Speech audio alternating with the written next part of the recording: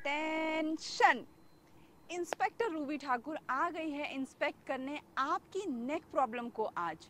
जी हाँ, आज की वीडियो में बात करेंगे बहुत कॉमन प्रॉब्लम जो आजकल जो चल रही है और बहुत ही बड़ा इशू हो गई है आजकल, सर्वाइकल स्पॉन्डिलोसिस के बारे में बताऊंगी मैं आपको कि क्या होता है सर्वाइकल स्पॉन्डिलोसिस। साथ ही साथ बात करेंगे कुछ मूवमेंट्स की जो आपको ज़रूर करनी चाहिए अगर आप इस प्रॉब्लम से जूझ रहे हैं, या अगर नहीं जूझ रहे हैं और चाहते हैं कि आपका गर्दन हमेशा, आपकी नेक हमेशा सही रहे, तो भी आपको ये चीज़ें करनी चाहिए। नमस्कार, मैं हूँ रूबी ठाकुर। स्वागत करती हूँ आपका आपके YouTube channel yoga with Ruby Thakur में। सर्वाइकल स्पॉन्डिलोसिस, स्पॉन्डिलोसिस का मतलब होता है आपके डिस्क में, बोन्स में किसी तरह का चेंज होना। तो स्पॉन्डिलोसिस आपके स्पाइन के 3 हमारे पार्ट हैं, उसके किसी भी पार्ट पे हो सकता है। आज हम बात कर रहे हैं सर्वाइकल स्पॉन्डिलोसिस की। सर्वाइकल का मतलब होता है नेक, यानी कि नेक वाले एरिया में आपके डिस्क में, आपके बोन्स में किसी तरह के चेंज का होना, वेयर टियर होना, इन सब चीज़ों को स्पॉन्डिलोसिस कहा जाता है।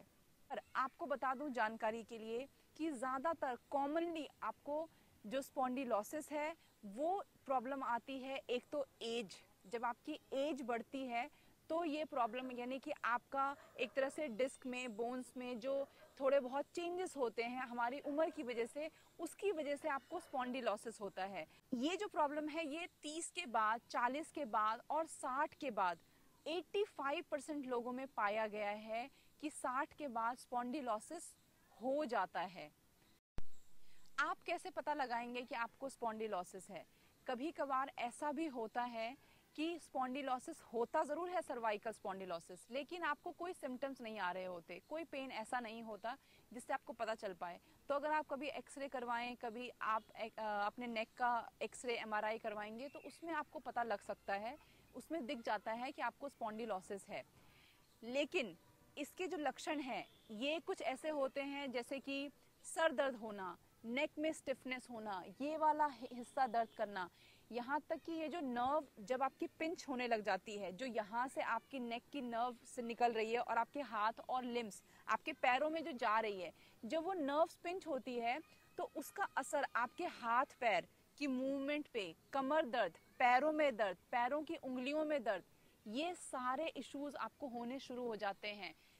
दूसरा इसका फैक्टर है लाइफस्टाइल, क्योंकि आजकल हम हमेशा या तो फ़ोन पे लगे हुए हैं या हमारा जो काम है वो भी हमारा लैपटॉप पे है, तो हमारी जो मूवमेंट है वो कहीं ना कहीं बंद हो चुकी है। और मैं आपको बता दूं, movement is equal to good health. अब बात करते हैं कि अगर ये प्रॉब्लम है या अगर नहीं भी है तो भी आपको ये जो मैं मूवमेंट बताने वाली हूँ ये रोज़ करनी है। और किस चीज़ से बचना है? आप अपने नेक को किसी भी एक जगह स्थिर रखने में से बचें, यानी कि अगर आप टीवी देख रहे हैं तो टीवी ही देख रहे हैं, अगर आपने इस तरह से मोबाइल पकड़ा हुआ है तो आपने मोबाइल ही पकड़ा हुआ है बहुत देर तक, या आप गर्दन को आपने ऐसे लेटे हुए हैं तो उसी तरह लेटे हुए हैं। इन सब सारी चीज़ों से आपको स्पॉन्डिलोसिस होने के चांस बढ़ जाते हैं।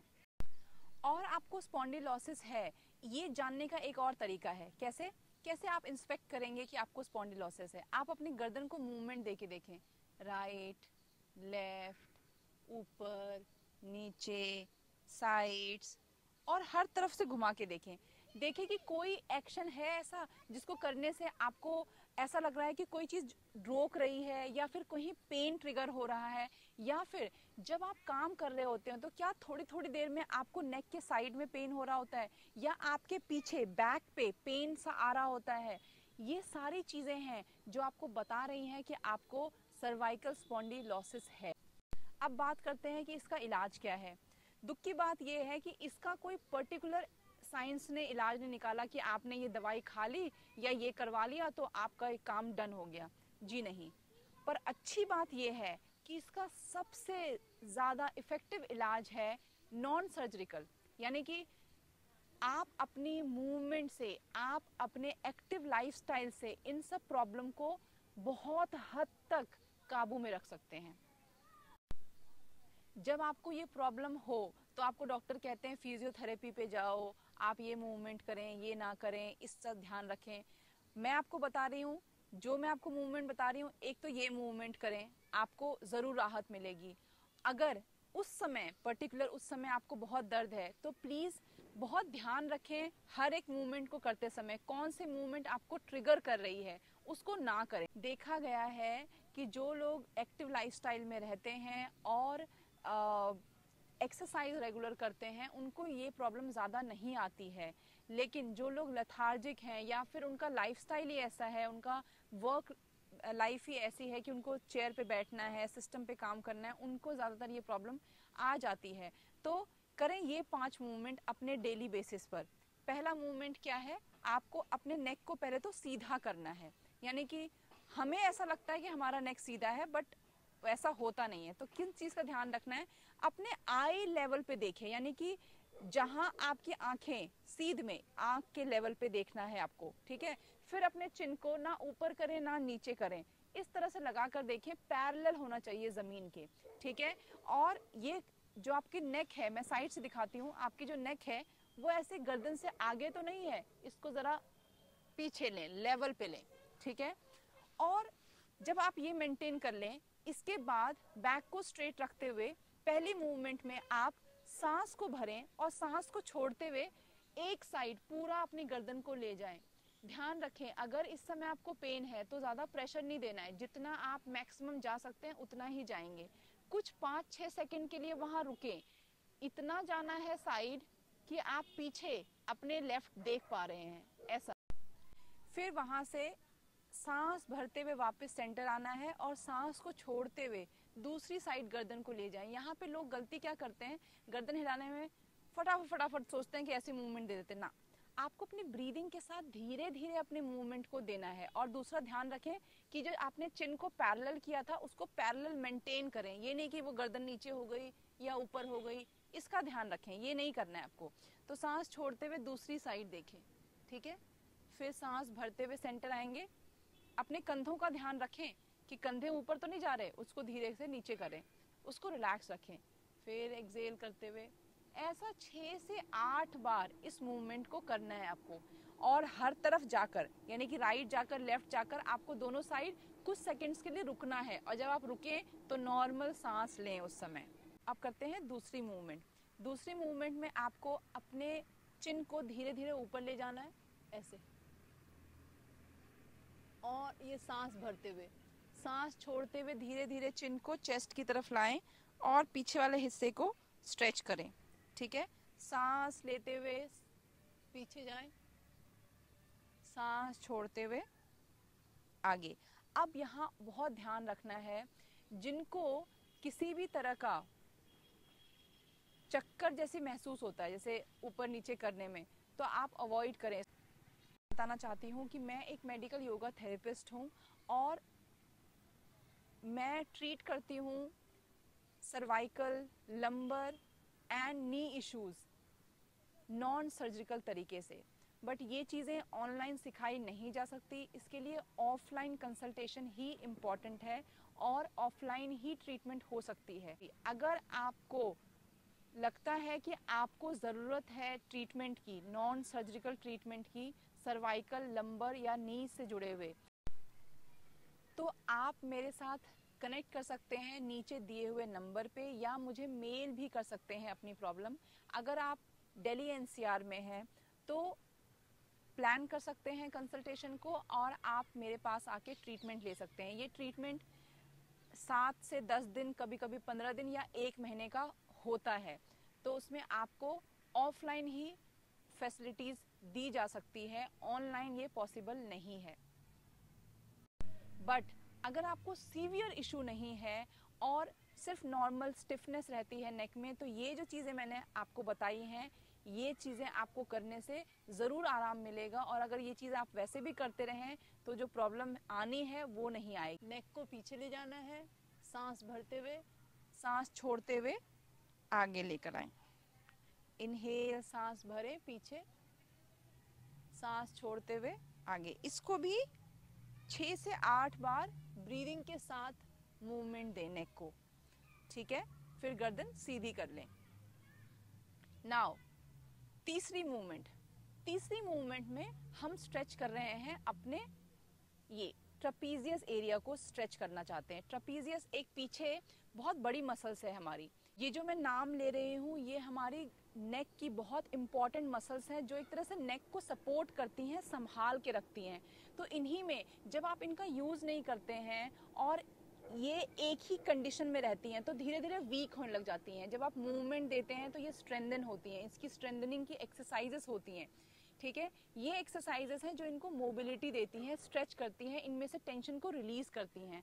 अभी जो हम मूवमेंट करने वाले हैं वो आपके ट्रापीजियस को, यानी कि ट्रापीजियस एक तो आपको दिखता है यहाँ साइड में छोटा ऊपर से, लेकिन अंदर एक बहुत बड़ा जाल है जो नीचे की तरफ जा रहा है और पूरा फैला हुआ है आपके स्कैपुलास पे, इस तरह से कुछ उसको स्ट्रेच करने की कोशिश कर रहे हैं। तो क्या करेंगे, अपने जैसे अगर मैं राइट साइड स्ट्रेच करना चाहती हूँ तो अपने राइट हैंड को ऐसे अपने थाइस के नीचे ऐसे मैंने एडजस्ट कर लिया।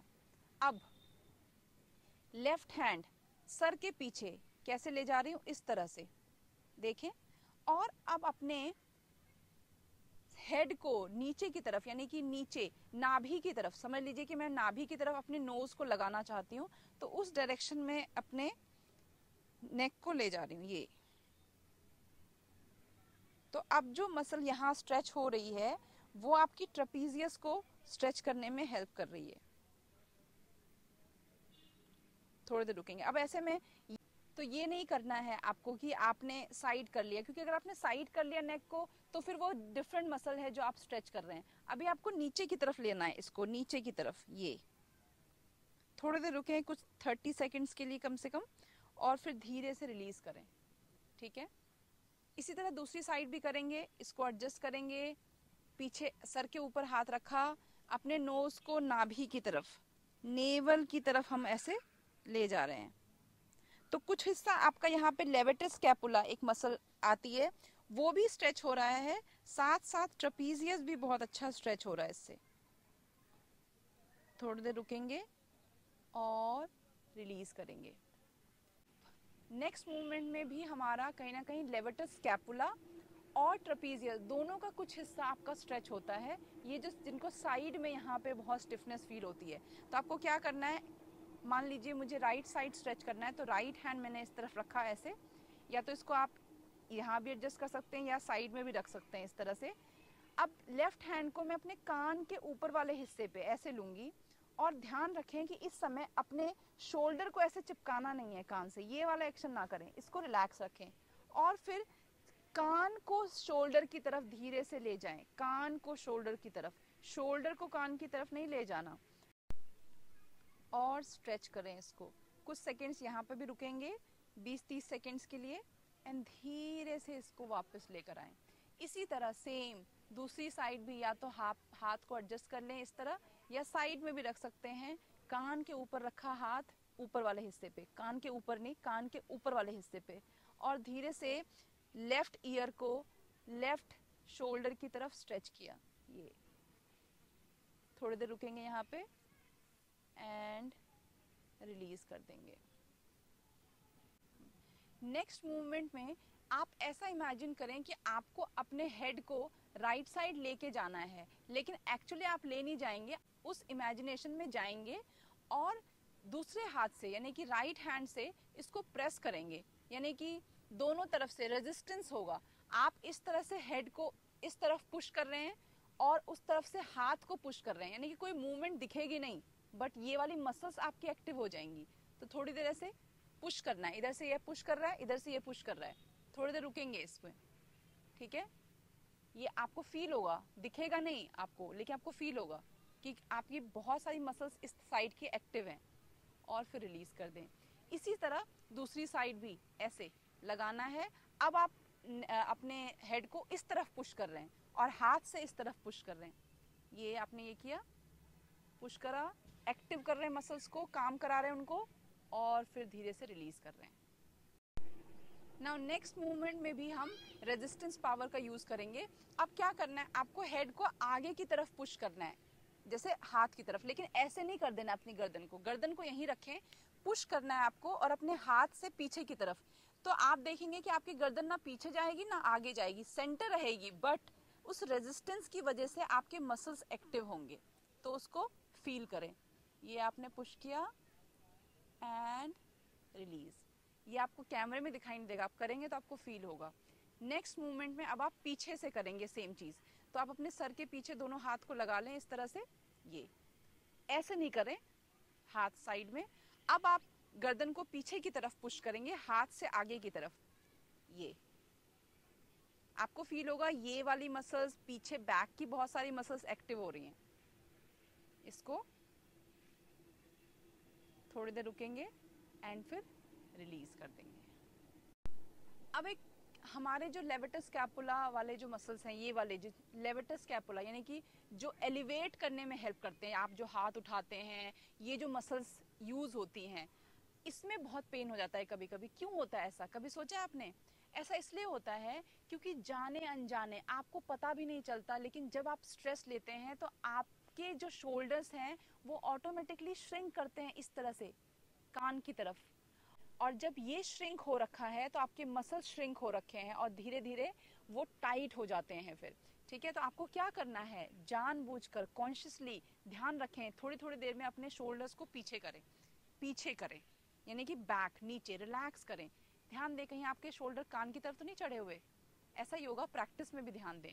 हमारा जो भी कोई टेंशन आती है ना, हम अनजाने में ही अपने कंधों को उठा लेते हैं, उसको हमें नीचे करना है। तो ये जो एक्शन है कंधों को पीछे करने वाला, ये अपने आप में एक बहुत ही बढ़िया एक्शन है। तो क्या करना है, ऐसे अपने शोल्डर्स को आगे लें, ऊपर लें, पीछे लें और फिर डाउन कर दें। तो मैंने पूरा एक सर्कल बनाया है पीछे करने के लिए, क्योंकि ऐसे हो चुके हैं, ऐसे हो चुके हैं, इसको हमें करेक्ट करना है। तो क्या करें, आगे अप बैक एंड डाउन, आगे अप बैक एंड डाउन। ये बहुत अच्छी तरह से करेक्शन दे रहा है आपके शोल्डर्स को। ठीक है, तो ये मूवमेंट करें। तो कहने का मतलब ये है कि अपनी गर्दन को आपको लंबा करना है, शोल्डर को पीछे करें, नीचे करें, रिलैक्स रखें, गर्दन को रखें ऊंची, झुकाएं नहीं ज्यादा।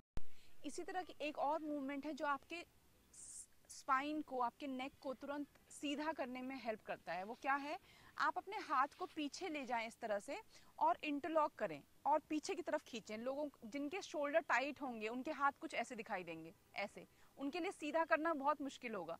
तो समझ जाएं कि आपको बहुत ज़रूरत है एक्सरसाइज की। आपके नेक में प्रॉब्लम्स आ रही हैं, शोल्डर्स टाइट हैं, तो आप धीरे धीरे इसको, धीरे धीरे रोज इसको स्ट्रेच करें। अपने स्कैपुला वाले मसल्स को, ये जो पीछे मसल्स हैं हमारे, इनको एंगेजमेंट दें ऐसा करके। ये करने के बाद आप अपने नेक को साइड साइड ऐसे ये स्ट्रेच दें। ठीक है, एंड रिलीज करें। एक लास्ट मूवमेंट मैं बता रही हूँ आपको जो कि सेफ है। वैसे तो हम पूरा सर्कल लगाते हैं, आपने देखा होगा योगा टीचर्स करवाते हैं, मैं भी करवाती हूँ, लेकिन अगर हम यहाँ स्पॉन्डिलोसिस की बात कर रहे हैं और ये देख रहे हैं कि किसी को नेक में प्रॉब्लम है, तो आप सेफ तरीके से कैसे अपनी गर्दन को, पीछे वाले हिस्से को स्ट्रेच भी कर सकते हैं बिना पूरा सर्कल बनाए हुए। तो क्या करें, चिन को चेस्ट की तरफ इस तरह लगा लें।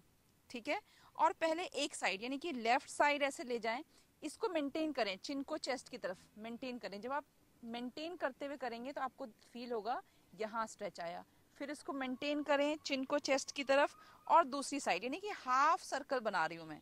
तो इधर से इस साइड ले गई पूरा, और फिर यहाँ से चिन को चेस्ट की तरफ मेंटेन करते हुए दूसरी साइड लेकर आई। तो ये पूरा जो सामने वाला हिस्सा है बहुत अच्छे से स्ट्रेच हो जाता है। मैं सिर्फ हाफ आगे का इसलिए रिकमेंड कर रही हूँ अभी फिलहाल, क्योंकि लोग पीछे ले जाने में क्या करते हैं, नेक को ठीक से संभालते नहीं और पीछे की तरफ छोड़ देते हैं। ऐसे में प्रॉब्लम कभी कभी ट्रिगर होने के चांसेस हो जाते हैं। तो या तो आप किसी की निगरानी में करें, किसी अच्छे टीचर की निगरानी में, या फिर अगर कोई नहीं है और आप वीडियो देख के कर रहे हैं तो सिर्फ आगे वाला जो मैंने हाफ सर्कल बताया, सिर्फ उसकी प्रैक्टिस करें। तो ये तो थी डिटेल चर्चा। ये वीडियो सिर्फ मैंने आपको 5 एक्सरसाइज बताने के लिए नहीं, बल्कि थोड़ी इन्फॉर्मेशन देने के लिए भी बनाई थी कि आपको पता होना चाहिए स्पॉन्डिलोसिस क्या होता है और साथ में कौन सी मूवमेंट है। तो ये वीडियो ज़रूर शेयर करें हर किसी के साथ, और ये जो मैंने एक्सरसाइज बताए हैं, आपको हो स्पॉन्डिलोसिस या ना हो, इसको इंक्लूड करें। खासकर अगर आप एक ऑफिस गोइंग पर्सन हैं, अपने दिन में हर 1-1.5 घंटे पे कुछ मूवमेंट को लाएं ताकि आपको नेक की इश्यूज ना आए। ऐसे ही और तरह की वीडियो मैं बनाती रहूंगी और आपके साथ शेयर करती रहूंगी। मुझे मोटिवेट करने के लिए और सपोर्ट करने के लिए इस पेज को ज़रूर सब्सक्राइब करें और बताएं मुझे कमेंट्स में कि आप इस चैनल पे और क्या देखना चाहेंगे। इसी तरह की और वीडियो के साथ मिलूंगी मैं अगले हफ्ते। तब तक के लिए स्वस्थ रहें, खुश रहें। नमस्ते।